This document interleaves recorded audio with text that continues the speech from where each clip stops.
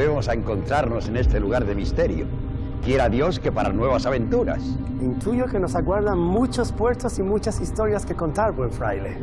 Volvemos a ser polizones en este extraño viaje en el tiempo. Me alegra volver a contar con esta compañía. Fray Diego, Dr. William, Petra Betancourt, bienvenidos. Desde este círculo que nos une a través del tiempo, nos sumergiremos en el océano de la historia, la de nuestro archipiélago y nuestras gentes. Intentaremos iluminar los misterios, despejar los interrogantes y resolver los numerosos enigmas de nuestras islas. Enfrentémonos, pues, a lo desconocido de la mano de nuestros tres emisarios. Partamos ya. Y por el camino está escrito que los labios de la sabiduría se abrirán para quien busque el conocimiento. Esa afirmación es cierta para la fe y para la ciencia. Dejemos que el propio viaje sea la pregunta. Bueno, pues pongamos rumbo a las respuestas. Desde este círculo, pongamos rumbo a la isla misteriosa.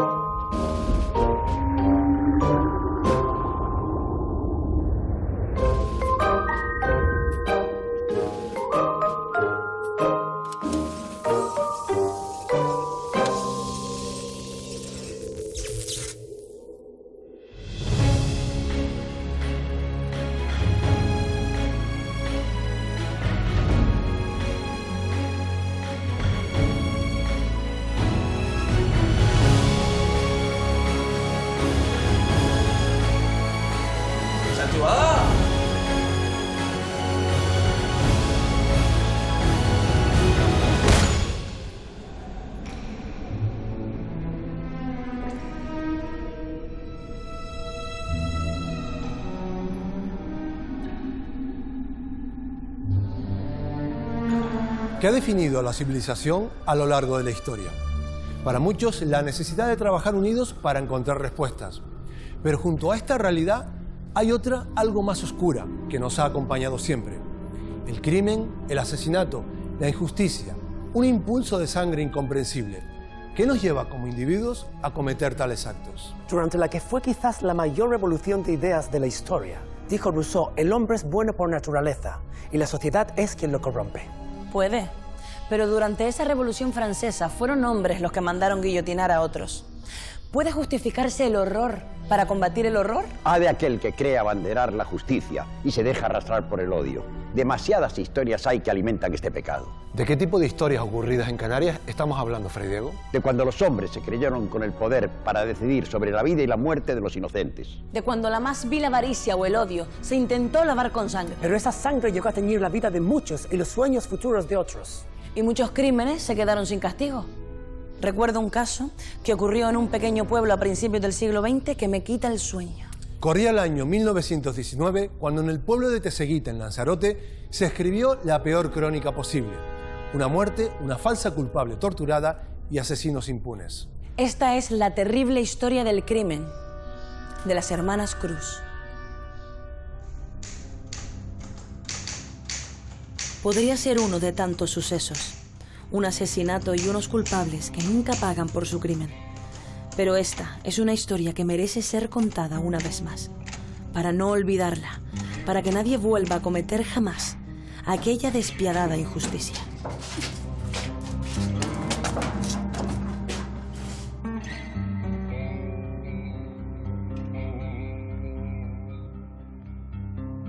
...1919, principios del siglo XX. Lanzarote no tiene nada que ver con este Lanzarote de ahora. Solo hay un dato. Hasta 1965 no había agua corriente y luz eléctrica en la capital de la isla. La gente cuando quería sancochar batata, se tocaban en la puerta de la vecina y decía: tú hoy vas a sancochar, no tires el agua para sancochar yo. Esa población era eminentemente rural. La migración fue lo que nos marcó en ese momento siempre.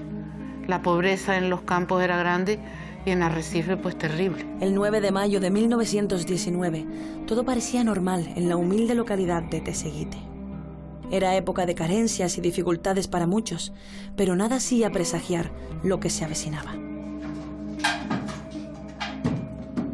María Cruz Bello era una mujer, casi podríamos definirla ahora como emprendedora. O sea, ella tenía una lonja, una tiendita, tenía finca, era prestamista, préstamos a los vecinos, a gente así conocida, con un interés bajísimo. Ese pequeño pueblo en el corazón de Lanzarote se teñiría muy pronto de sangre, sin aviso, sin razón, sin sentido. Porque ese día, al caer la noche, alguien debió tocar la puerta de la tienda porque ella sacó la cabeza por el postigo y desde luego alguien la agarró de los pelos y dejó correr un cuchillo que prácticamente la degolló.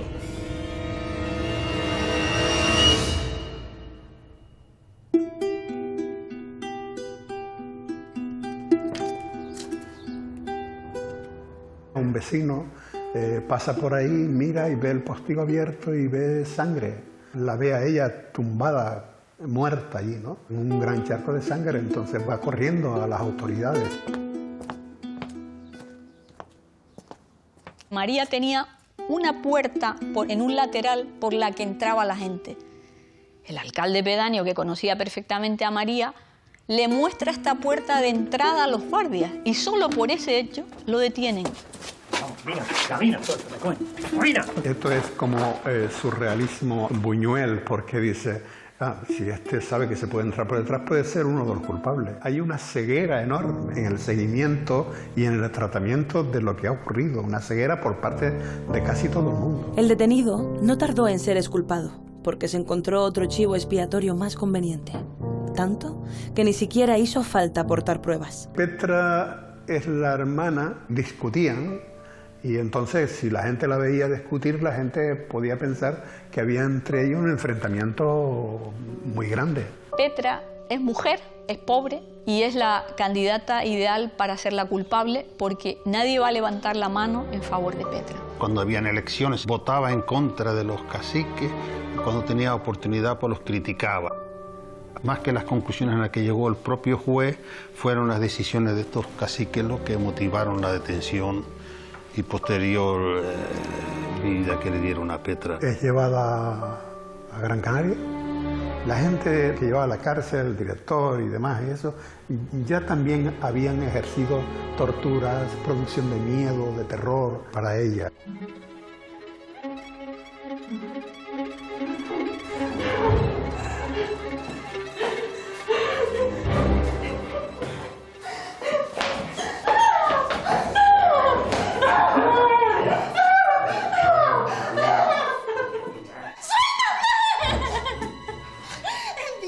No solo la golpean, la violan, la dejan allí pues sucia, con orines, luego vienen e intentan asustarla, haciendo voces, como si fuese la hermana que se le... Bueno, Petra al final nunca confiesa, lo que sí pasa es que se vuelve loca. El 24 de agosto ella muere de inanición. O sea, alguien en una cárcel muere de inanición. Petra fue encontrada muerta y aunque finalmente un juez atendió la injusticia, la sentencia absolutoria llegó demasiado tarde. En Teguise, en una fiesta, hubo una discusión entre dos personas. Entonces uno de ellos sacó el cuchillo y hubo alguien que en alta voz le dijo: oye, te equivocas si crees que vas a hacer con este lo mismo que hiciste con María Cruz. En el baile había un guardia civil. El guardia civil no actuó en ese momento, sino que fue a la comandancia de la Guardia Civil y a su superior le dice: ¿qué ha pasado? Marcos Concepción, Luis el del Mojón y Tomás Valiente hacían servicios al cacique del pueblo. Cuando llegaban las votaciones, si alguien se mostraba reacio, no quería votar lo que el cacique quería, Marcos o algún otro iba y le hacía una visita a ese campesino y al final el campesino votaba lo que el cacique había dicho. Para el cacique del pueblo era muy importante que estos señores siguieran trabajando para él. Frente al postigo lo que hay son tres personas en triángulo, en que una a cada lado y otra enfrente, que le agarran por la cabeza, por los pelos y le cortan desde la nuca hacia abajo.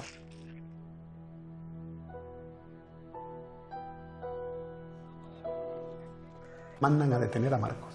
descubren a Tomás en Gran Canaria y Luis estaba en América. Y aquí, digamos, la importancia de los caciques de Lanzarote. Al cabo del tiempo, unos meses que están en la cárcel, reciben un indulto de Primo de Rivera. O sea, eso es, a ver, Primo de Rivera se va a ocupar de unos campesinos de Teseguite, en darles un indulto. Tomás murió y luego Marcos siguió viviendo y contando la historia además. O sea, él no se cortaba un pelo, o sea, era ruin como carne de pescuezo. Jamás hubo responsables penales del asesinato de María Cruz en Lanzarote, ni del martirio y muerte de su hermana Petra. ¿Qué intereses se escondieron detrás de todo aquel despropósito? El crimen de las hermanas Cruz fue un montaje realizado, no solo con la iniciativa de los propios caciques, sino con el apoyo de la justicia de entonces. Esta es la crónica de una siniestra certeza. A veces el mal queda impune.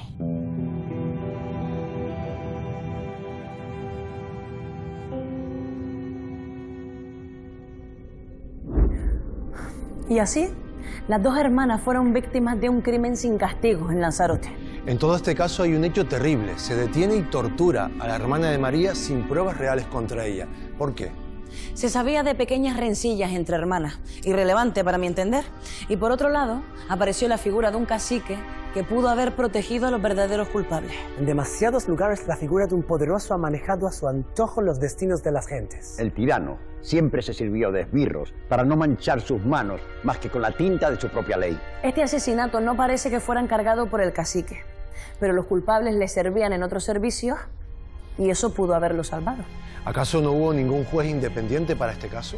Bueno, hay gente que cree que el juez encargado deseaba ser trasladado con rapidez a otra isla. Ah, entonces quizá enfrentarse al cacique no fue algo práctico, digamos. Qué gran contradicción.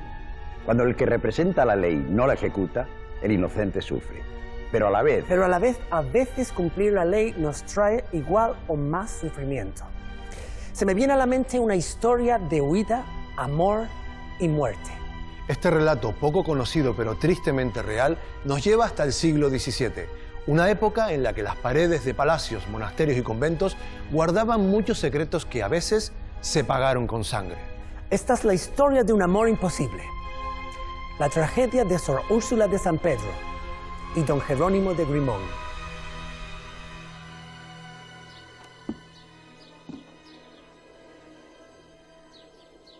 Es cuanto menos curioso que las pasiones más dolorosamente terrenales sean las que dan pie a las historias sobrenaturales. Dicen que por aquí rondan las almas de los que fueron víctimas de la mezquindad. Pero también dicen que rondan las víctimas de amores prohibidos, separados a su pesar en vida y ratificada esta sentencia con la muerte.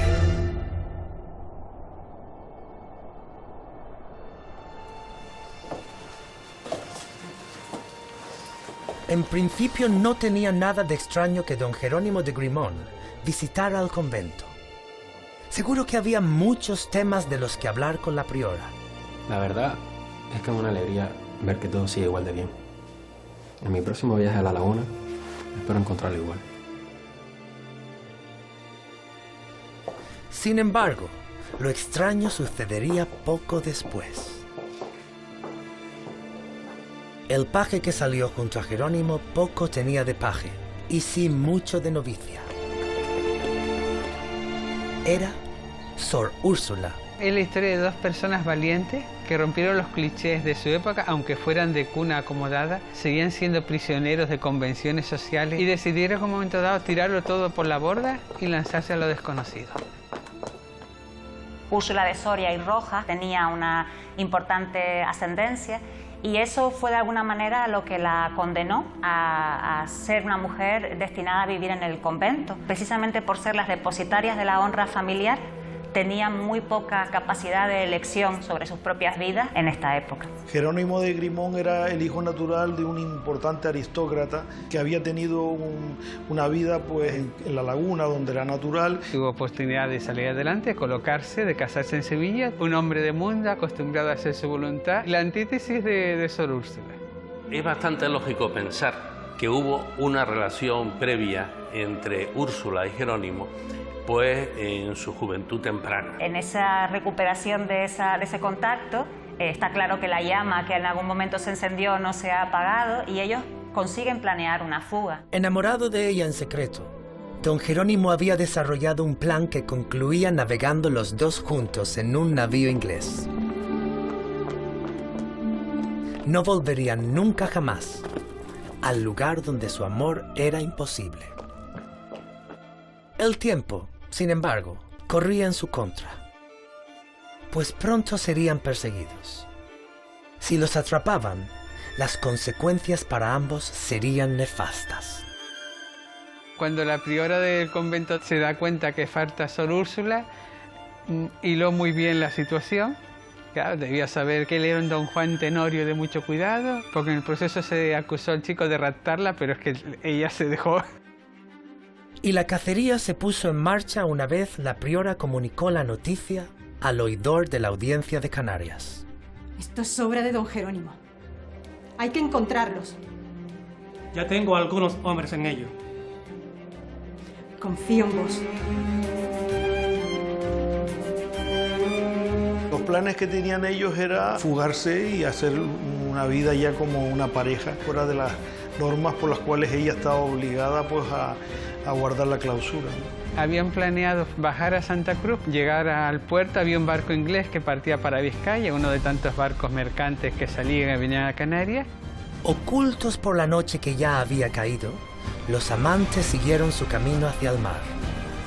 ¿Tienes frío? Sí, mucho. Ya no puedo más. Venga, el último esfuerzo.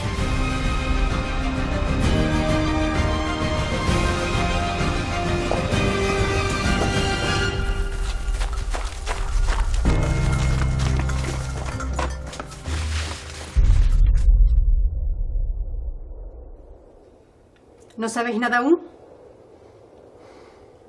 Nada aún. La falta de noticias inquietó a quien sería responsable si no los hallaban.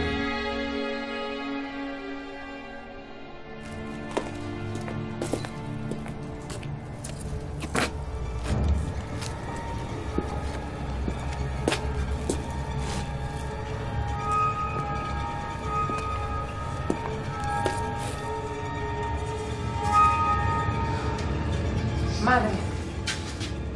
Los atrapan justamente cuando el barco estaba a punto de zarpar. Hay que tener en cuenta que en aquella época los barcos no salían rápidamente, había que ir cargándolo todo en alta mar y eso le sirvió al oidor para coger los presos y enviarlos a la laguna.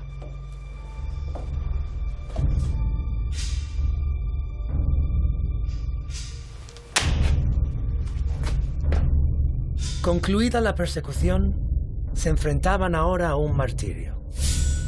Ella fue encerrada en una celda muy próxima a donde él sería ajusticiado. Y allí rezaba. Quién sabe si por el perdón o por el reencuentro. Él, como pertenece a un linaje noble, la sentencia que le toca, digamos, es la decapitación, que estaba reservada para su linaje, los demás eran ahorcados, y es una de las escasas condenas a muerte que el público tiene ocasión de contemplar en esa plaza que estaba destinada, entre otras cosas, a este fin.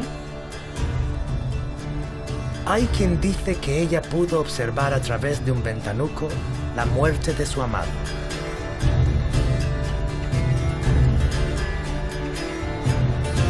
Aunque desconozco si quiso hacerlo.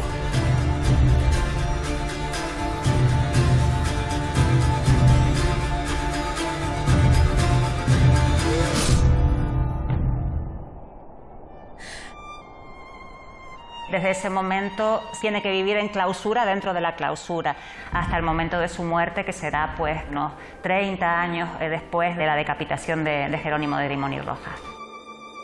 Es evidente que la historia no tuvo un final feliz para ellos.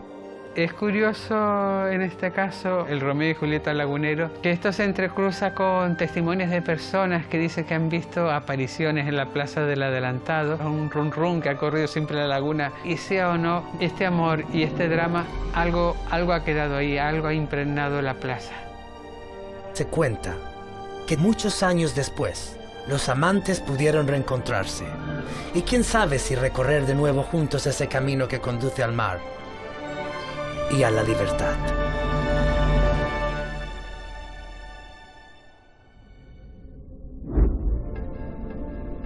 Como escribió William Shakespeare, es casi ley que los amores eternos sean los más breves. El amor en este caso fue literalmente una condena, pero ¿era habitual tanta crueldad en un delito que no era de sangre? Me temo que el crimen conocido como el rapto de la monja estaba tipificado como delito grave contra la corona. De nuevo, la mujer es vista como una propiedad, en este caso como una propiedad de la iglesia o la corona. En aquellos años, señora mía, también pudo haber raptos que nada tuvieran que ver con deseos carnales mutuos. No lo dude, buen fraile. Él, acusado de rapto y adulterio, y ella de licenciosa. Para la ley había demasiadas razones, y lo castigó. Sin entender entonces lo que muchas veces se sigue sin entender hoy, Fray Diego, que el corazón tiene razones. Que la razón no entiende. Esta es quizás una de las verdades más universales de la historia. En este caso el amor llevó a la muerte, pero en muchas otras ocasiones no es el amor, sino el miedo, el que guía el destino. El miedo no debería llevar a la sangre. Mas, es un sentimiento peligroso. ¿Está pensando en algún episodio en concreto, Fray Diego? Así es. Antes de la conquista, muchos hermanos en Cristo fueron asesinados por aquellos a los que predicaban la palabra. Un hecho recogido en las primeras crónicas de Canarias. La Iglesia había ordenado evangelizar las islas, mientras reyes, piratas y señores se las repartían sobre el mapa. Esta es la terrible historia de un destino fatal, en la cima de Ginamar.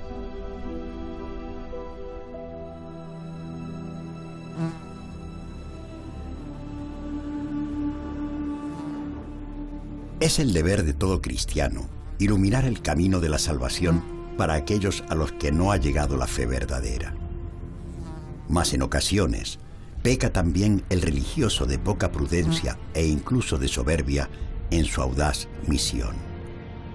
Y como ese insecto que equivoca su vuelo en territorio desconocido, acaba topándose con un destino incierto.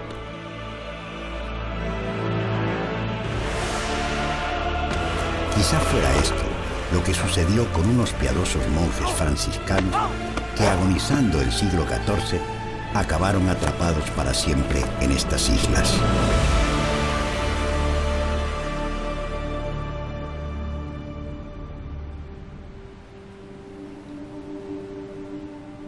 Es conocido que las Islas Afortunadas fueron marcadas desde antiguo por señores y comerciantes que buscaron ampliar sus dominios y riquezas.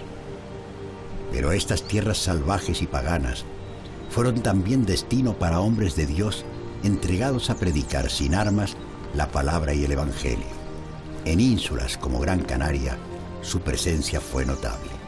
La llegada de los frailes mallorquines a Gran Canaria hay que enmarcarla dentro de la expansión comercial y marítima que se plantea en Mallorca bajo el reinado de Jaime III, el Atrevido. El ir camino de unas islas que se sabía que estaban allí, pero en medio de la leyenda. Los frailes debían venir a reducir a la República Cristiana y a la Iglesia Católica a los habitantes de las Islas de la Fortuna. El Papa deja muy claro en su bula que no se entrarán en las islas con hombres de guerra, sino con hombres de paz. Que aquellos monjes fueron acogidos y respetados por los nativos es un hecho. También parece que su misión empezó a dar frutos entre los indígenas. Se entendía que eran gentiles, no heréticos. Como dice el padre Alonso de Espinosa, era una gente incontaminada, donde la palabra de Dios podía caer y dar su fruto.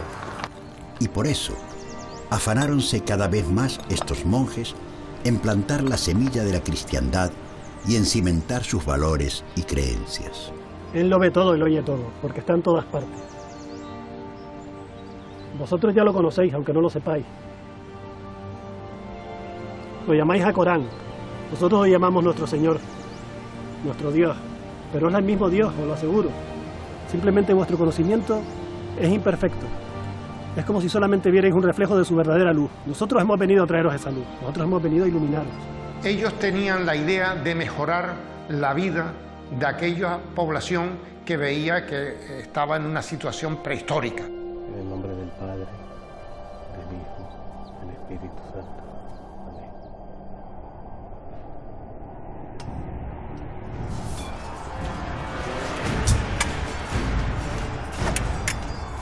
Mas la carestía y la llegada de conquistadores y corsarios tornaron aquellos años en tiempos de desconfianza.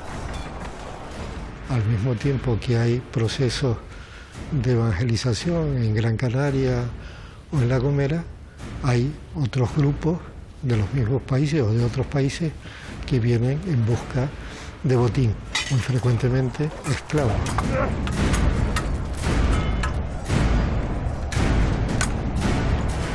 Entonces hay una reacción de enfado muy profundo y tienen que advertir, oye, somos gente de paz, pero hasta cierto punto. Cuidado porque no sabemos defender también. Buscaron los nativos culpables y culpables encontraron en los que eran extranjeros. La cruz y la espada tienen la misma forma. Los indígenas no entendían que con una cosa les estuvieran predicando el amor al prójimo y con la otra estuvieran haciendo racias en sus costas y llevándose a sus hermanos de raza como esclavos y como prisioneros. Los monjes se convirtieron en un símbolo del castigo que había que dar a quienes atacaran a la isla, a quienes se comportaran mal con su gente. Y los frailes, según las crónicas, son los que van a ser llevados a la cima de Ginamar, donde van a ser ejecutados. Hermanos en Cristo, hoy nos reuniremos con el Creador. Orad por nuestras almas y por el último perdón de nuestros pecados, y no culpéis a quienes no tienen más culpa que no conocer la verdad.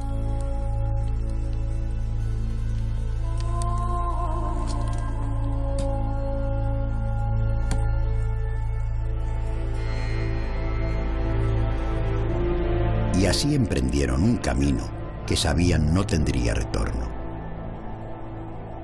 ¿Acaso no habían entendido nada sobre la clemencia aquellos indígenas? Los comerciantes, cuando vieron el malestar en la población, se marcharon.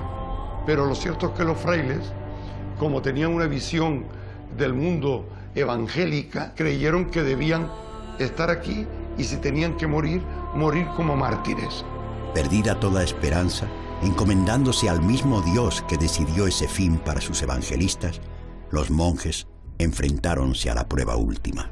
Los diferentes historiadores, cuando hablan de la cima, dicen que era un tubo volcánico, justamente que arrancaba desde la cima y llegaba directamente a lo que era la Mar Fea. Es una oquedad, hasta nuestros días existe, pero fuera de lo que eran los núcleos habitacionales para que su muerte no haga caer la sangre sobre la comunidad.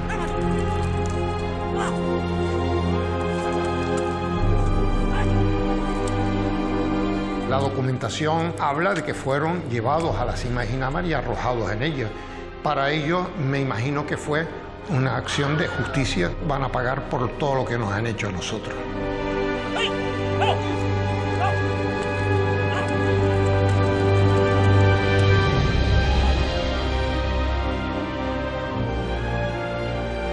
Sabe Dios que los tiempos y días convulsos llevan siempre a noches amargas.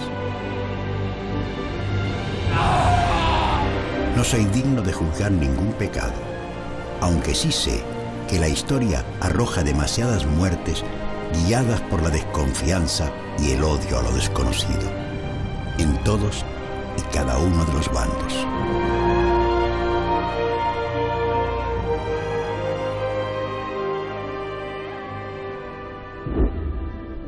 Un delito guiado por el miedo contra quienes no habían cometido delito alguno. Una historia terrible. ¿Fue entonces el miedo más que el odio lo que desembocó en las muertes de la cima de Ginamar? Sospecho, hermano, que culparon a los frailes de los males que sufrían. Un invierno más frío de lo habitual, hambre y los cada vez más numerosos ataques de los piratas.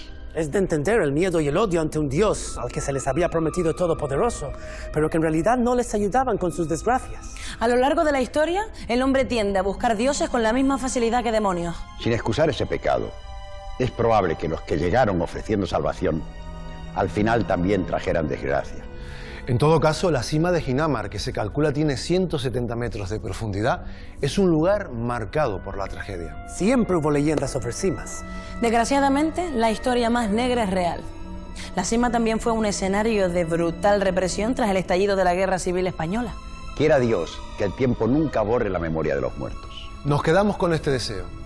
De momento, seguimos viajando desde este círculo hacia más crónicas y más misterios escritos en la historia de Canarias. ¡Santuada! ¿Qué?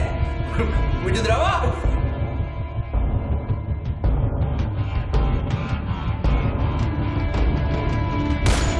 Ponte a trabajar, que no tienes ni gallos en la mano. No has hecho nada en tu vida.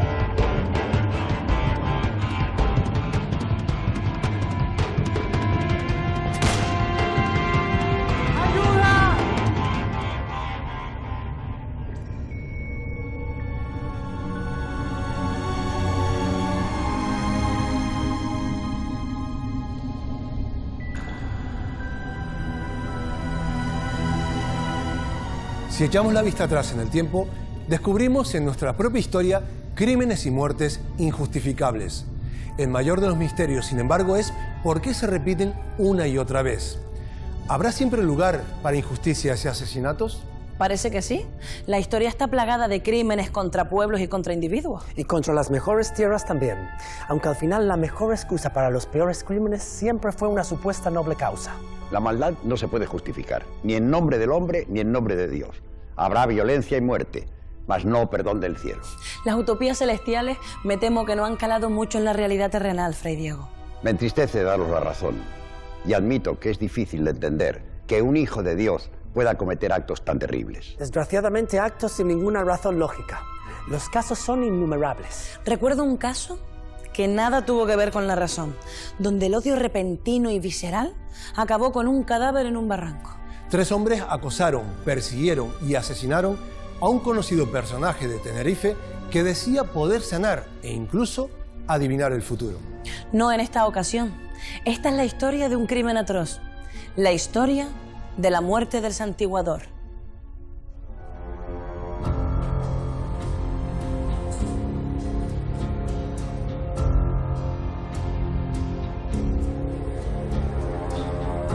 La Crónica Negra ha protagonizado demasiadas pesadillas y demasiadas páginas de la historia.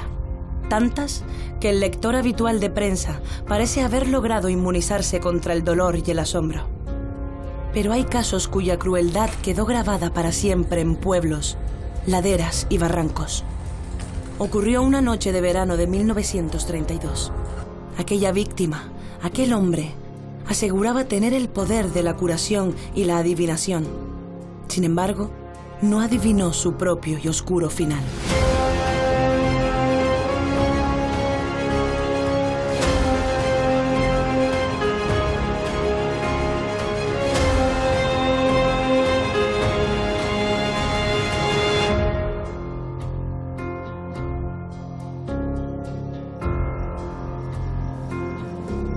Aquel domingo 10 de julio de 1932 había sido largo en Barranco Hondo, Tenerife. Las fiestas tocaban a su fin y Francisco González Gaspar, de oficio santiguador, caminaba hacia su casa. Era un hombre de 38 años, había estado en Cuba y bueno, había traído él esa profesión de santiguador, de rezador, que se dedicaba a rezarle a la gente, a curar empachos, mal de ojo. Procedía del pueblo de Arafo y había venido a la fiesta de aquí de Barranco Hondo porque él vendía estampitas de los santos del lugar. Cuando terminó, se fue a donde estaba la parada de la guagua, la fonda, como le decían antiguamente. Era un lugar de paso obligado casi, pues era la parada de los carros, de los coches, y era una casa de comidas también. Francisco busca el abrigo de un café caliente y la paz de una mesa apartada. Buenas noches. Buenas. Póngame un café. Sí, señor. No había nada que hiciera presagiar lo que estaba a punto de suceder. Pero lo cierto es que en aquel mismo bar acabaron Eugenio Alberto, el sacristán, Claudio Mesa, el terrible, y Belisario Fariña. Intentaron como desprestigiarle, porque se veía que era una persona noble. Entonces el santiguador se iba a sentar, le quitaron la silla y cayó al suelo. Ha caído un ángel del cielo.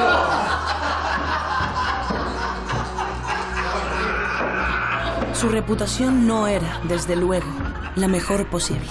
Estos 3 araferos tenían fama de valientes, de machotes, y vinieron, como se era típico en aquella época, de por la fiesta solucionaban sus problemas. No se sabe con seguridad cómo empezó todo, pero sí que el santiguador jamás debió hacer aquella parada. La estampita otra vez. ¿Qué es? ¿Santiguador? ¿Qué? ¿Mucho trabajo? Bueno, si es que a lo de este hombre se le puede llamar trabajo. Esto es lo que es un gandul y un caradura de mucho cuidado.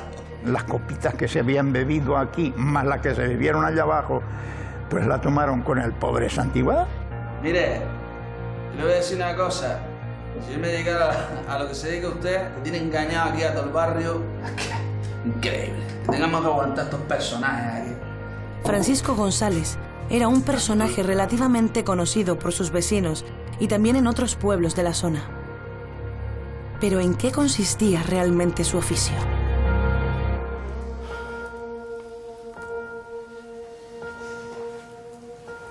Creo en Dios Padre todo. Son personas que se dedican a sanar con la palabra. Oraciones, los rezos y las invocaciones a los santos para sanar. La mímica de las señales de la cruz, que es lo que sería el santiguado. Y luego también pues usaban plantas medicinales, conocían una serie de remedios que podían transmitir incluso mediante la imposición de manos. Y ahora que se duche y que se ponga ropa nueva. ¿Era realmente el oficio de aquel santiguador estafar a sus clientes y aprovecharse de los crédulos? Sea como fuere, cuesta encontrar justificación para lo que sucedió a continuación. ¡Agarra un sayo! No era aquel santiguador dado a buscar enfrentamientos. Y a cada burla, cuentan los testigos que intentó rebajar la tensión. Ponte a trabajar, que no tiene ni gallos en las manos. No has hecho nada en tu vida. No abuse, hombre, no abuse. Debería usted tener vergüenza. Usted lo que es un sátrapa. En la vida he hecho nada a este hombre. Gandol, que eres un gandol. ¿Por qué no abandonó antes el santiguador aquel bar? ¿No intuyó el desenlace o pretendía, por el contrario, resarcirse antes de huir?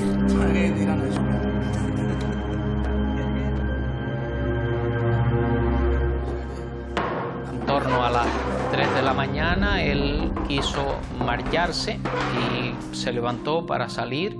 Y ellos también, y le intentaron impedir que saliera. Y parece que lo amenazaron y llegaron incluso a maltratarlo. Y este tenía una pequeña navaja o algo así, y parece que cortó a uno de ellos.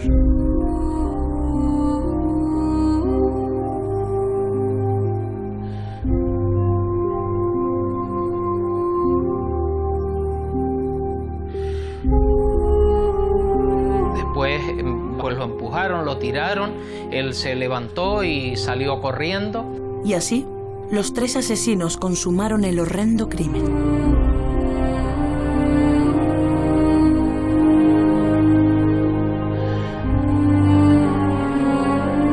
Yo, como era pequeñito, se me quedó algo de lo que comentaba la gente, pero en aquella época, durante un largo tiempo, en el pueblo no se hablaba de otra cosa, solo del santiguador y su caso.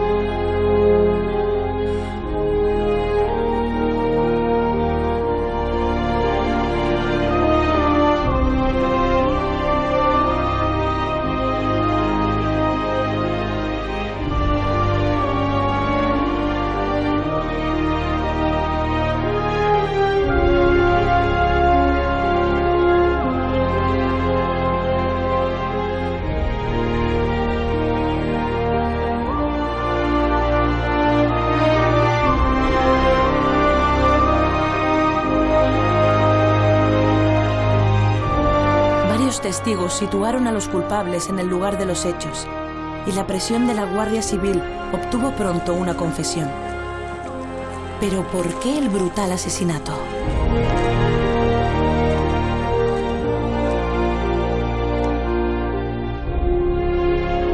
Independientemente de las creencias particulares, no puedo evitar hacerme una pregunta. ¿Tanto odio puede generar afirmar que se obtienen dones a través de una oración?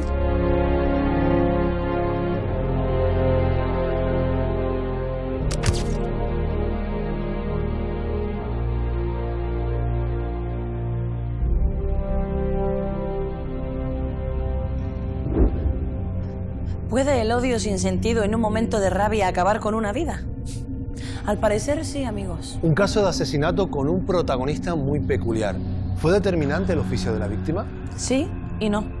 El santiguador se ganaba la vida de forma muy poco honrosa para muchos, pero aquí el alcohol fue determinante. El vino no es lo único que enturbia la mente. Hay quien bebe y duerme, no mata. El malvado es aún sobrio. No le quito la razón, Fray Diego. Fue envidia entonces porque el santiguador ganaba dinero sin el sudor de su frente. La envidia es una vela que arde demasiado deprisa. La Guardia Civil descubrió finalmente a los asesinos, pero ¿qué pasó con ellos? Se culparon mutuamente hasta que fueron condenados a poco más de 14 años de prisión.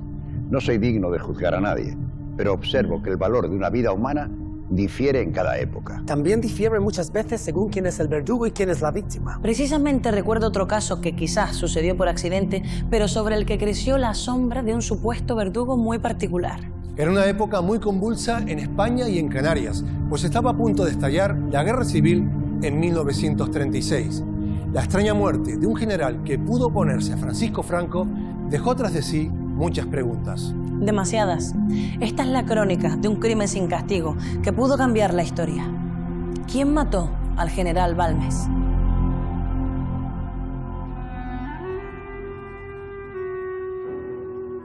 En cualquier suceso, siempre hay una causa y un efecto. En un crimen, una víctima y un culpable. Si se reúnen todas las pruebas, es fácil armar el puzzle. Y por eso, cuando hay piezas que no encajan bien, cabe preguntarse por qué. El informe oficial de la autopsia del general Balmes, fallecido en 1936, es cuanto menos extraño. Porque esta mueca siniestra de la suerte quise abrigarla y más pudo la muerte. ¿Por qué parecen faltar datos forenses? ¿A quién benefició su muerte a las puertas de una guerra civil? Como periodista, sé que la verdad no es siempre lo que queda registrado en un papel. Todo es mentira, mentira es el lamento. Hoy está solo. ¡Ayuda, por favor! ¡Ayuda! Mi corazón.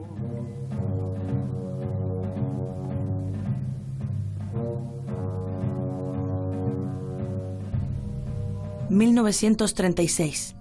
España se tambalea sobre un polvorín social, político y militar a punto de estallar. 1936 es un año tremendamente conflictivo. Hay mucho paro, huelga, manifestaciones, enfrentamientos, incluso sangrientos en determinados lugares. Una clase burguesa que veía cómo las manifestaciones, las reclamaciones de los obreros estaban poniendo en peligro su status quo, y también una lucha en Marruecos que algunos pensaban que ponía en peligro lo que podía ser ese imperio español que había estado desapareciendo con el paso del tiempo. El 16 de febrero se produce en España un primer hecho que lo va a cambiar todo. Gana las elecciones el Frente Popular.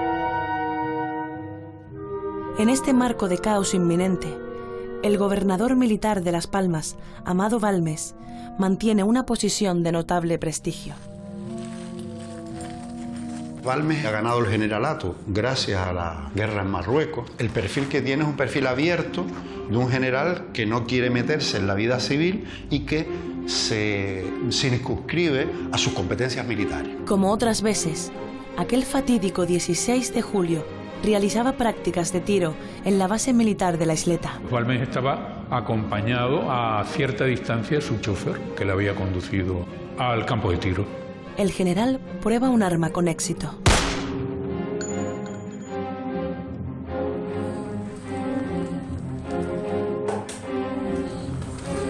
Y dispara una segunda pistola. La tercera, sin embargo, se encasquilla. No debería ser demasiado problema para un soldado, pero...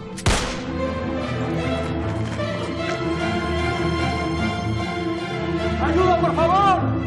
¡Ayuda!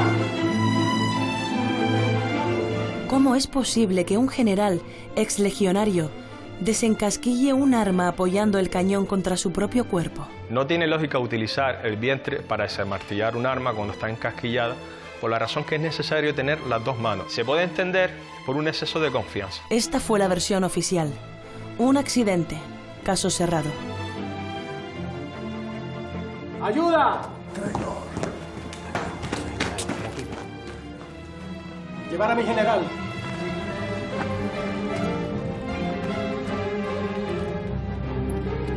¿Podría haber otra explicación, al menos plausible, para esta muerte? La pistola pues desaparece, el chofer dice que la puso arriba del coche, salió corriendo, lo llevó a una casa de socorro donde no existía el equipamiento médico necesario para afrontar su cura, lo trasladan a lo que sería el hospital militar y allí es donde muere. Sea como fuere, Balmes agonizó al menos durante 2 horas y aún así no consta que tratara de decirle nada a nadie.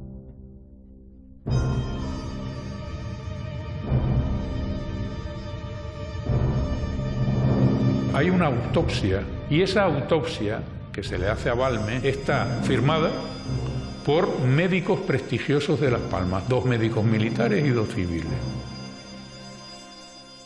Pero hay detalles que siembran dudas. Yo diría que es un informe parco. No hay fotografías ni de la herida, ni de la ropa, no hay levantamiento de cadáver. Entonces ellos llegan a una conclusión que a mí me parece muy aventurada. En muchas ocasiones lo único que nos permite diferenciar si se trata de un disparo de origen suicida, homicida o accidental es precisamente el estudio del lugar de los hechos.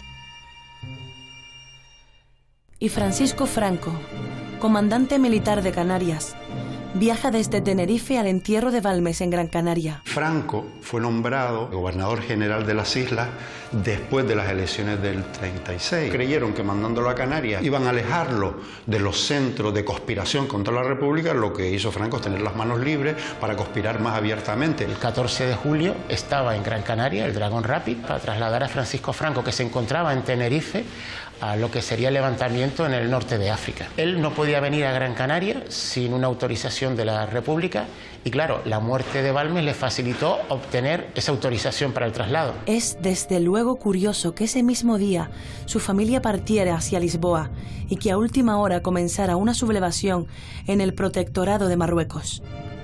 ¿Coincidencia? Quizás. Así se consuma el inicio de la guerra civil.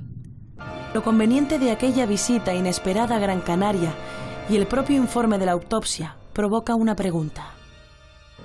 ¿Es posible que Balmes fuera asesinado? No hay absolutamente nada. Y si aquello fue un asesinato, es el peor asesinato del mundo. No hubiese mandado a un chapucero a dejar al asesinado vivo durante horas, que podía haber hablado con decenas de personas. Yo no me atrevería a sentar una conclusión sobre la etiología con ese informe. Si tengo que aventurar algo, diría que es un disparo dado por otra persona. ¡Ayuda!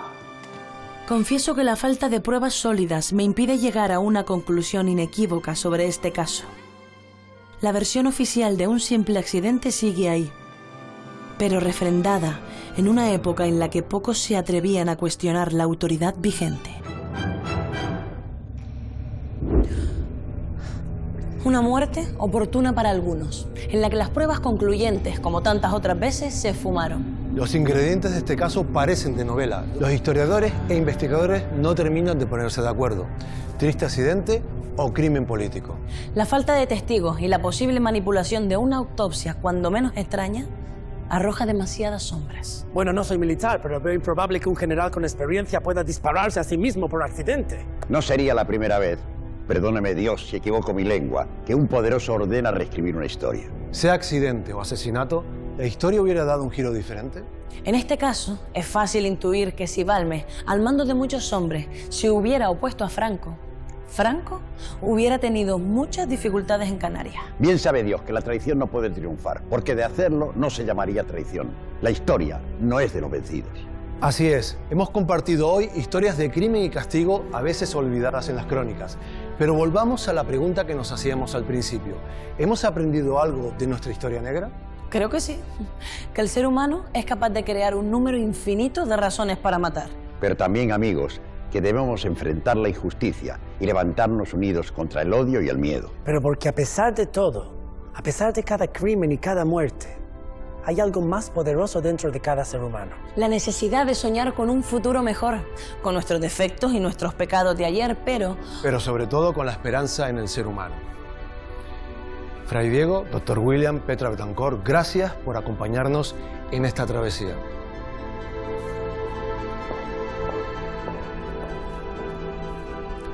Gracias por hacer preguntas y por buscar respuestas con nosotros. La historia, el misterio y el enigma de nuestra propia existencia siempre estará ahí y por eso debemos enfrentarlo. Les esperamos la semana que viene aquí, en el Círculo de la Isla Misteriosa.